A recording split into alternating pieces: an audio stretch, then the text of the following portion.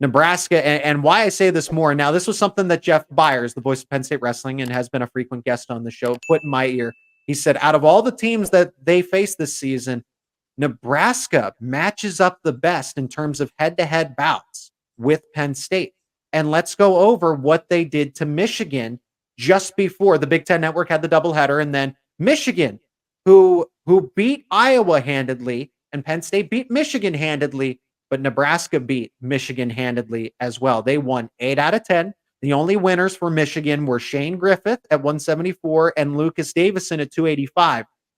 But I got to admit, and like you said, second best team in the Big Ten. And right now, according to Intermat, Nebraska is ranked 4th, but I got to imagine they'll move up to 3rd. Oklahoma State is, I think they're solidified at number 2 here, but Nebraska has been accumulating its own Pennsylvania talent. These are some names that I recognize. Jacob Van D, saw him wrestle in the Pennsylvania high school ranks, and he is extremely talented. Lenny Pinto as well. Lenny Pinto was very talented going up through, and then dealt with some injuries, ended up going to Nebraska, and now he's number 3 at 184.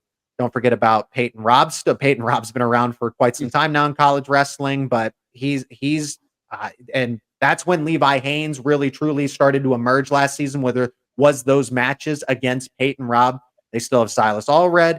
And then at 149, they have the number 1 wrestler in Ridge Lovett. So, like I said, and like Jeff Byers said, I can't take credit for this, but I completely agree with him. This might be the closest dual meet opponent that this is going to be the closest dual meet that Penn State's going to have. I would not be surprised if this is within single digits. Yeah. And there's great individual matchups, too. Obviously, you mentioned Levi Haynes against Peyton Robb. Last season, that was Haynes' coming out party, the Big Ten championship match. We're coming in thinking, okay, this kid's had a great run. He has a bright future ahead of him. But Peyton Robb is the number 1 guy in the country. So we weren't expecting Levi Haynes. And I think Levi Haynes, even judging by his post-match interview, surprised himself a little bit by getting that win. And not only getting the win, doing so in exciting fashion, getting that takedown, I think it was in Sun Victory. Then the two end up wrestling again at the NCAA championships, and Haynes does it again. But that'll be one to watch with the roles being reversed. Now Levi Haynes is the big-time favorite over Peyton Robb, who's really hard to root against because of all he's gone through, almost losing a lot more than his wrestling career over the spring. In fact, right at the NCAA championships. Was when he had that illness. So thankfully, he's back on the mat from. But elsewhere, we're going to find out a lot about Tyler Kasich because he'll be going up against the man at 149 in Ridge Lovett. He's awesome, and I think Bo Bartlett might have another match of the day going up against Brock Hardy, who Hardy beat Bartlett, right, at the Big Ten championships last season. Nebraska had a really good showing overall at the Big Ten championships. Allred is great too. You mentioned him. And then at 125, we talked about how kind of weird 125 is, right? Just pretty much a crapshoot, and it's all in the Big Ten. But Brain Davis is going to have his hands full again against Caleb Smith, who set the tone for that dual meet we talked about against Michigan tonight by beating Mikey D'Agostino in exciting fashion in the first bout of the night.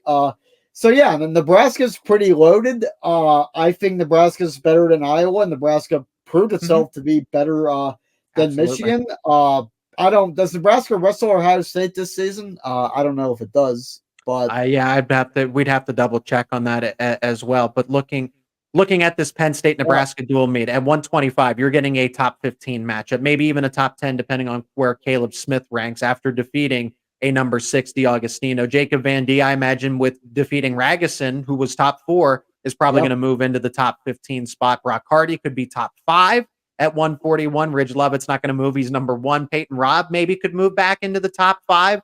As well. So if you're looking at the first half, you're top 10, top 5, top 10, top 5, right? And then at 165, a top 15 matchup potentially. 174, it depends where they rank. Bubba Wilson, he's kind of on the really further on the outside, but 174 should be Carter Starachi, a tech ball, maybe even a pin, right? But then at 184, you were potentially getting a top 5 matchup if they moved Truax back inside the top 5, and then potentially a top 10, top 15 matchup with Silas Allred at 197, and then heavyweight is going to be Greg Kirkfleet versus an unranked. But at 8 of the weight classes, you were getting at a minimum top 15 matchups, top 10 matchups across the board between Penn State and Nebraska.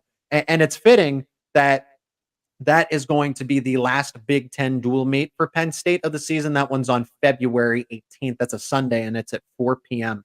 in Rec Hall. So I'm glad that it's a home dual meet for them and a great way to finish up the season. They have Edinburgh. That's a tune-up before the Big Ten championships. But what a way to round out Big Ten conference dual meet action. Yeah, you mentioned Penn State. This is looking a little ahead, but having Edinburgh as a tune-up. Meanwhile, Iowa wrestles Oklahoma State in its last. Good for them. Yeah, I don't know. And Tom Brands he's great, right?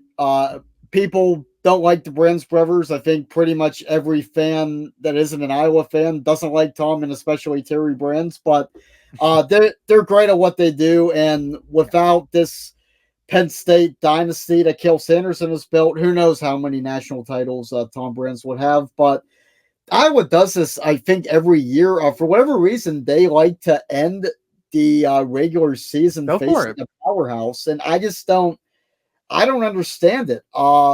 It just there's too much risk involved before Big Ten championships, and if things really go awry, that could kind of offset things going into the NCAA championship. So I don't think that's kept Iowa from overtaking Penn State or anything like that. I just think it's a very weird strategy, because that's a dual meet you'd like to see in December, early January, kind of like Penn State had Oregon State about the middle of January. But to have that type of meet at the end of the season, I'll have to look it up to see if Tom Brands has explained it anywhere. I'm sure he has.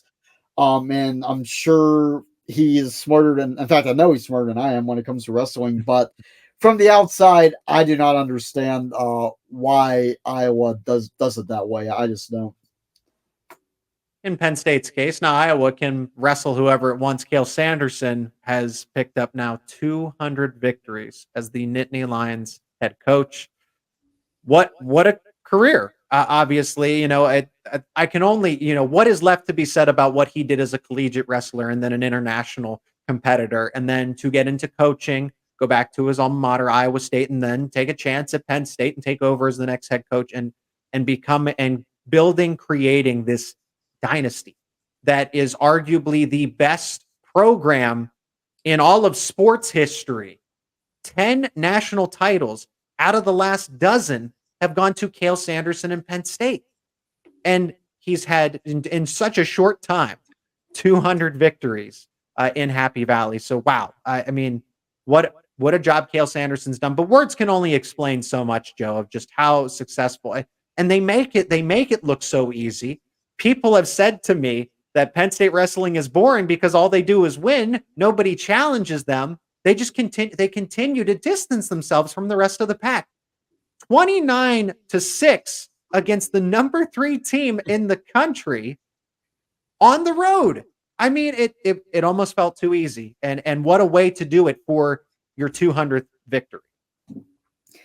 One of the funniest things, Zach, that I tell people all the time is 2 of the greatest wrestlers in the history of the sport wrestled at Iowa State, became 2 of the greatest coaches ever in the history of the sport at places that weren't Iowa State. And one of them became the best ever at Iowa State's rival, Iowa. And then the other one coached at Iowa State and then left Iowa State. So yeah, left the alma mater.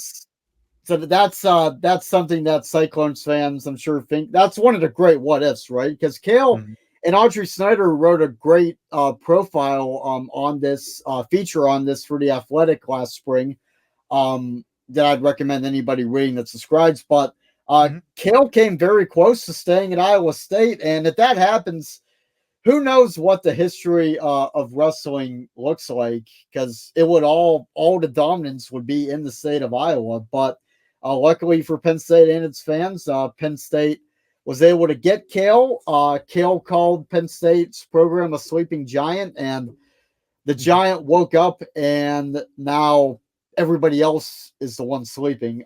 But yeah, it's just hard to put into words on what Cael has done. Hard to say anything about Cael that hasn't been said already. But that's just one thing that I think about a lot is how does Iowa State have two of the best wrestlers ever to get into coaching, become two of the greatest ever at coaching, and not have any of them build their coaching legacies at Iowa State? That's just that's pretty tough if you're an Iowa State fan.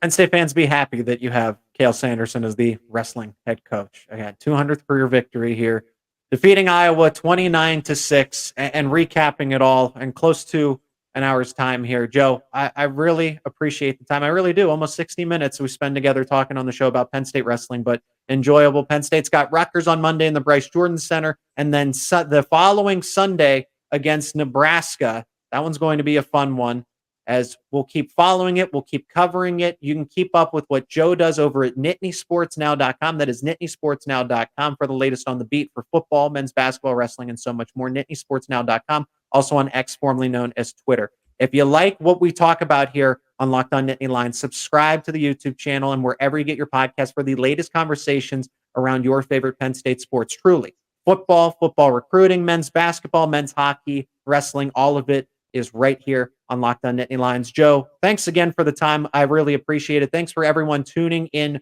to the live show. And Joe, can't wait to do this again in the not too distant future. Penn State still has more to come with the remainder of the regular season, Big Ten championships, and NCAAs. Yep, absolutely. Thanks as always.